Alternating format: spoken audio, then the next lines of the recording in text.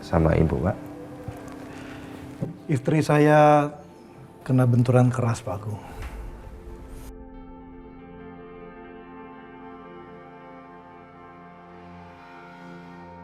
Kenapa Widodo liatin aku ya?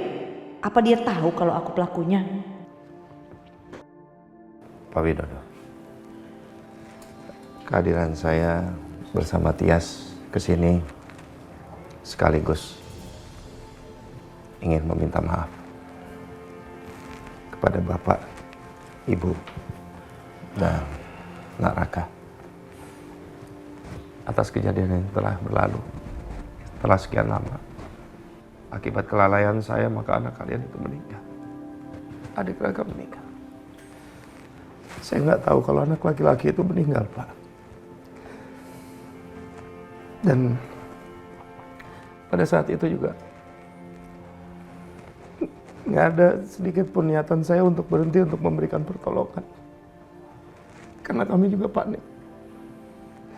Dan terus terang sampai detik ini pun kami masih dipengaruhi oleh rasa bersalah itu. Jadi kami sengaja datang ke sini untuk minta maaf kepada Bapak dan Ibu.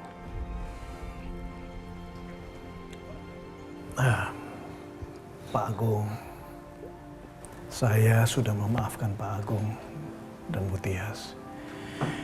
Dan saya yakin, Pak, istri saya juga sudah lega sekarang karena Pak Agung mau mengakui kesalahan dan minta maaf. Baguslah si Rati lumpuh. Jadi rahasiaku aman. Gak akan ada yang tahu kalau aku yang bikin dia jadi lumpuh begini. Untuk itu, sebagai permohonan maaf kami atas apa yang pernah kami lakukan, saya pribadi sudah menyiapkan cek senilai 2 miliar rupiah. Saya tahu jumlah uang ini tidak akan bisa mengganti apa yang pernah kalian rasakan. Kehilangannya anak Pak Widodo, saya minta maaf. Saya mohon maaf.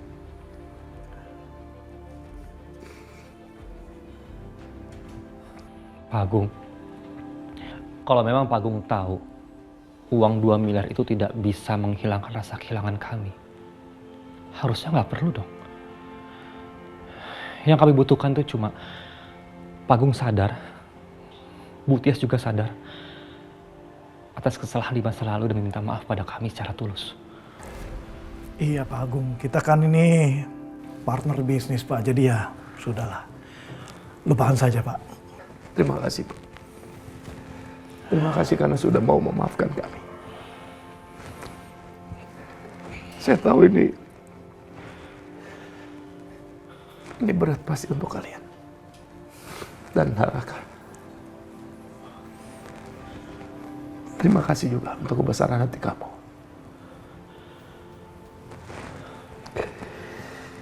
Dan saya harap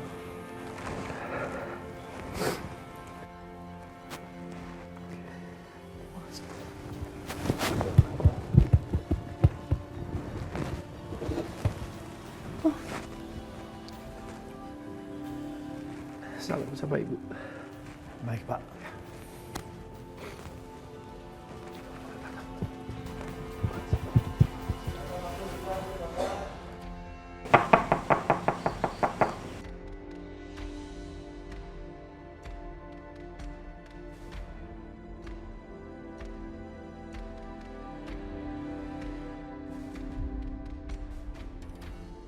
Ibu, istri penjaga makam yang bilang kalau cucu saya masih hidup itu kan? Iya, Bu.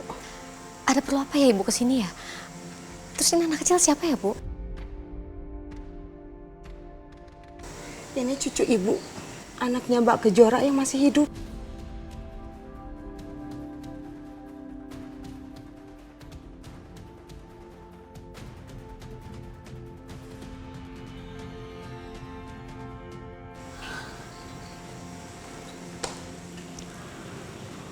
Fajar.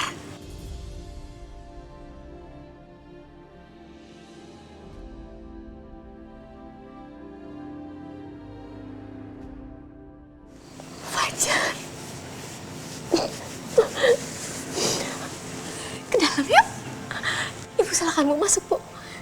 Sayang.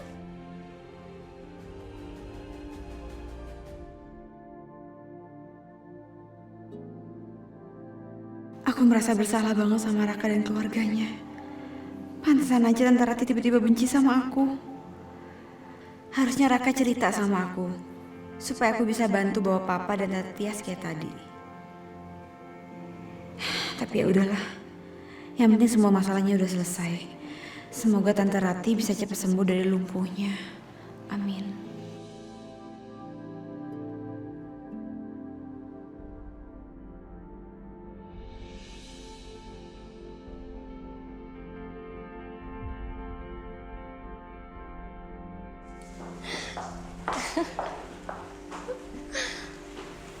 Jora, Ada apa ini, Bu? Jora ini Fajar, Nak. Cucu Ibu.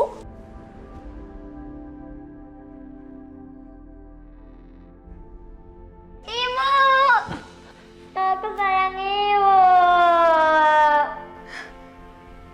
Bu, apa benar dikatakan sama ibu saya?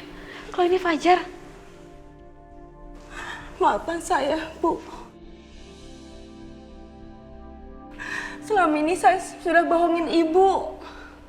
Saya merasa bingung dan ngerasa dihantui. Makanya saya mencari alamat ibu. Bu, udah jangan kayak gitu. Bangun, duduk aja, duduk.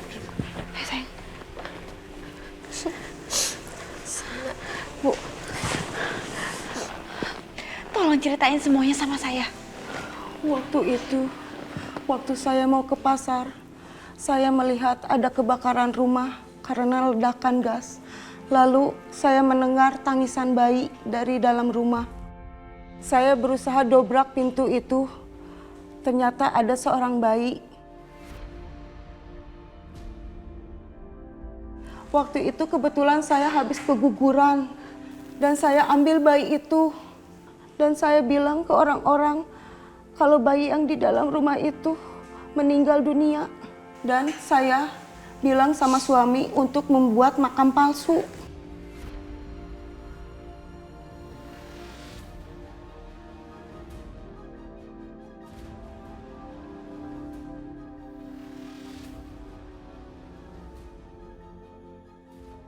Maafkan saya, Bu. Maafkan. Dan anak ini saya namai Fajar karena waktu itu dia memakai sarung tangan berajut bernamakan Fajar.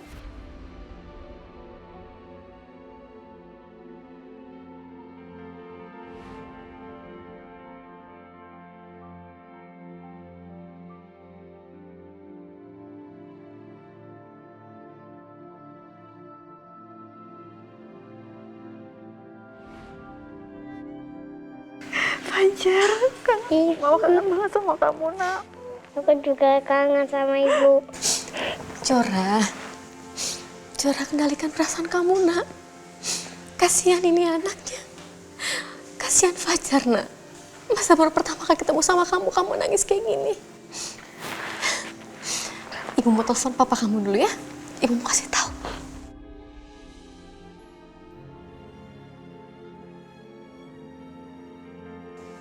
Halo, Mas. Ya, Wila. Gimana?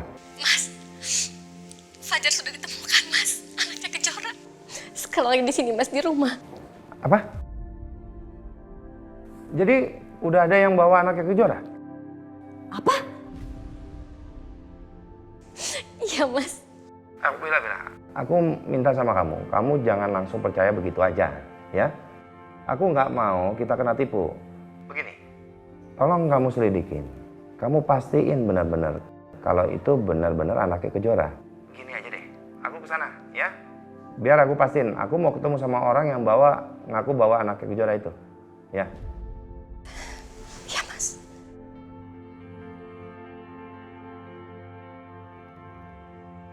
Kamu kenapa? Ya enggak, aku kaget aja. Abis tadi kamu ngomong anaknya Kejora. Emang udah ketemu anaknya Kejora? Ya aku mau pastiin dulu, makanya aku mau kesana, ya.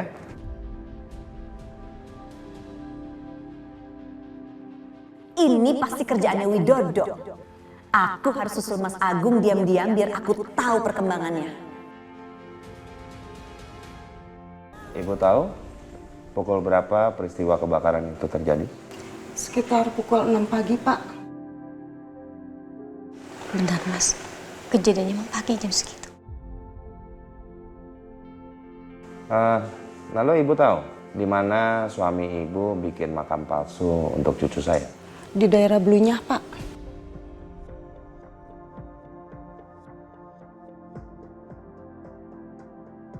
Yang ibu ini bilang semuanya benar.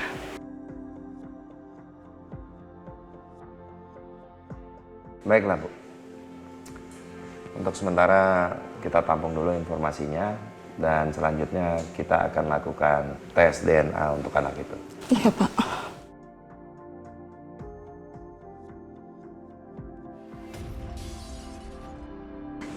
Apa itu? Sebentar, Bu. Kamu Biar tunggu Papa sini lihat. ya, sayang ya. Tunggu ya, sebentar ya. Ya.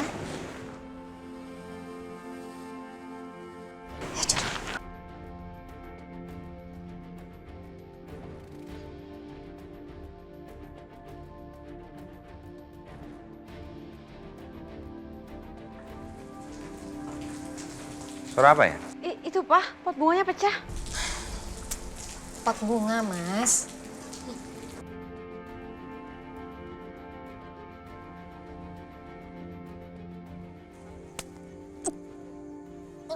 Pot bunga kok bisa jatuh sendiri? Aku periksa dulu ya. Mas, udah nggak usah. Pot bunga aja kok. Nggak, belakangan aku harus lebih berhati-hati. Aku mau kalian tuh aman.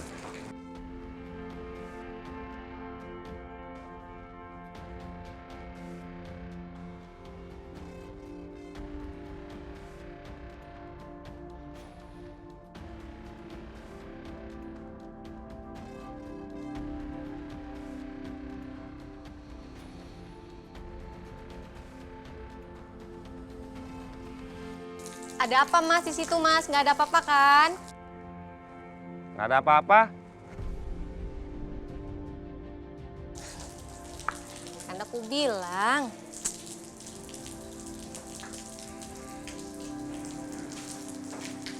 Masuk. Ya. Kucing doang kan.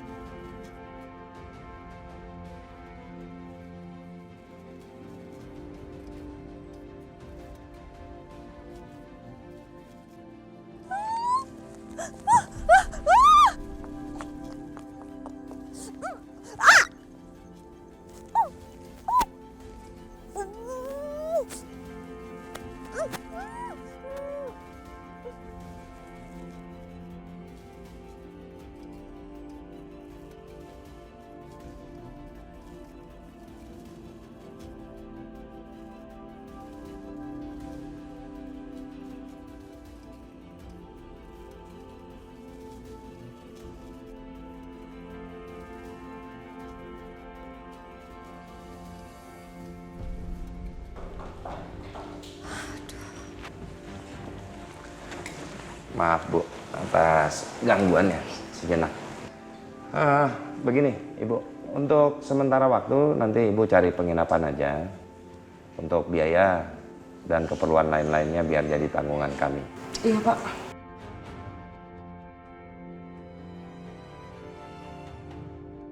Fajar, kamu? Kenapa? Jora, Fajar kayaknya kok agak demam ya badannya. Ya ampun, bener Bu, dia demam. Mungkin Fajar kelelahan karena perjalanan kereta dari Jogja ke Jakarta. Aduh ya Allah, Fajar.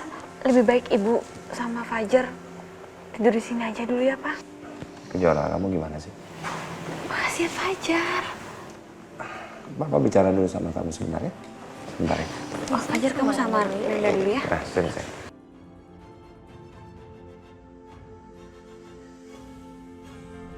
Mungkin di mata papa aku salah, tapi aku berusaha realistis. Kalau Kejora nggak salah dalam masalah ini. Yang salah itu ayahnya. Tapi kenapa harus Kejora yang jadi sasaran dendam mama sama papa? Gue bilang kan tadi, gue tuh malas ribut ya. Lu gak mau ribut sama kita. Lu cium dulu kaki kita semua. Atau lu telepon cewek lu itu, lu tinggalin di sini. Dan lu bebas.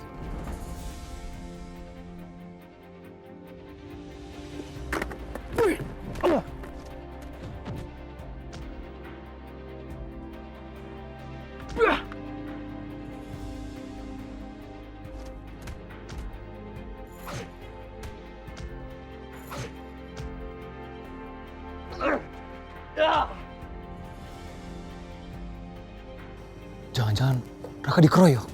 Bangun lu.